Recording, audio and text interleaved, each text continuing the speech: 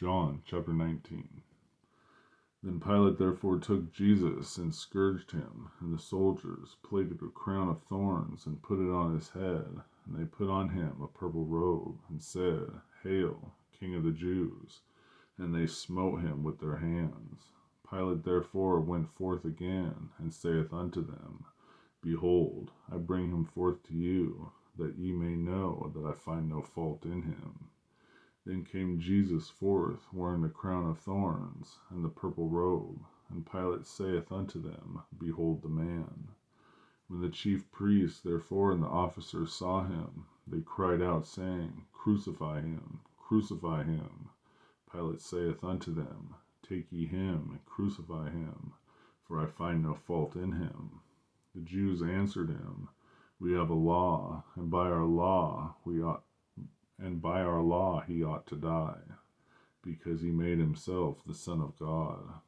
When Pilate therefore heard that saying, he was the more afraid, and went again into the judgment hall, and saith unto Jesus, Whence art thou? But Jesus gave him no answer.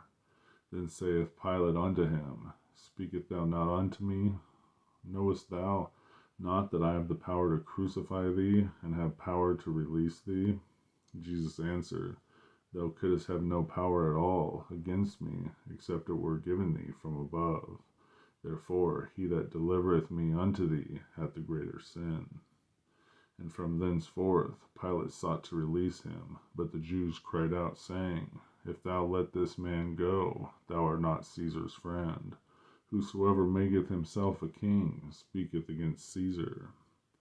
When Pilate therefore heard that saying, he brought Jesus forth, and sat down in the judgment seat in a place that is called the Pavement, but in the Hebrew, Gabbatha.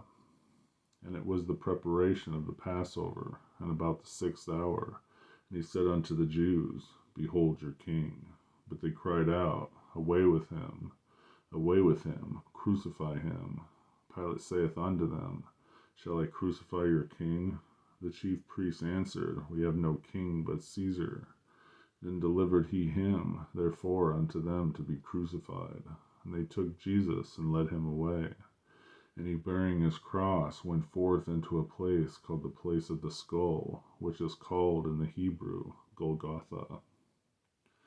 Where they crucified him, and two other with him, on either side one, and Jesus in the midst.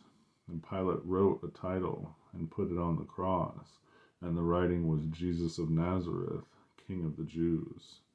The title then read many of the Jews, for the place where Jesus was crucified was nigh to the city, and it was written in Hebrew, Greek, and Latin.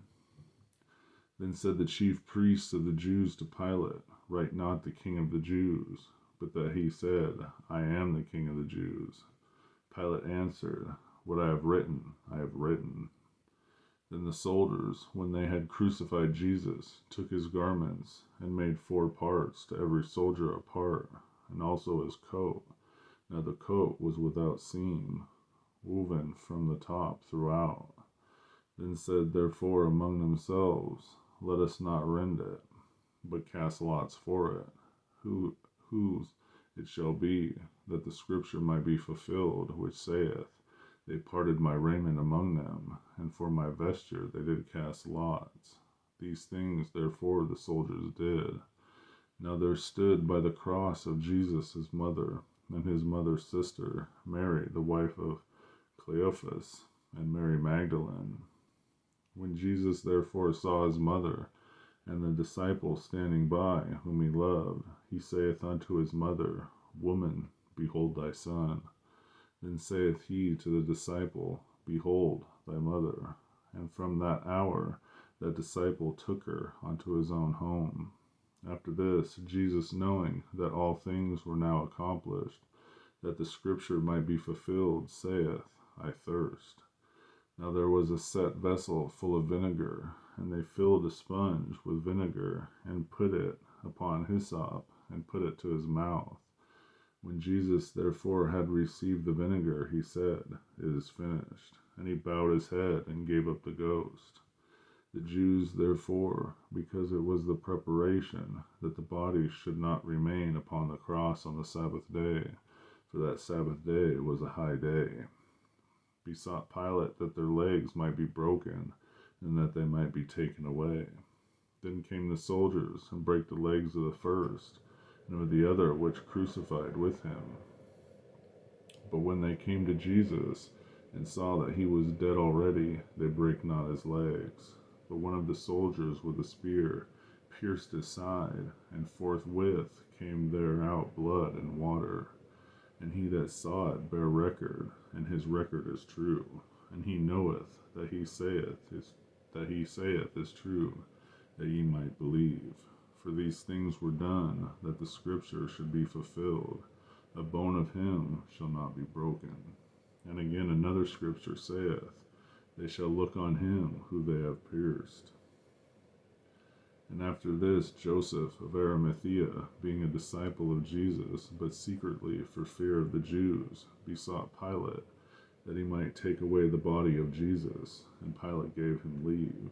He came therefore, and took the body of Jesus. And there came also Nicodemus, which at the first came to Jesus by night, and brought a mixture of myrrh and aloes, about 100 pound weight. Then took they the body of Jesus, and wound it in linen clothes with spices, as the manner of the Jews is to bury. Now in the place where he was crucified there was a garden, and in the garden a new sepulchre, wherein was never man yet laid. There laid they Jesus, therefore, because of the Jews' preparation day, for the sepulchre was nigh at hand. John chapter 19.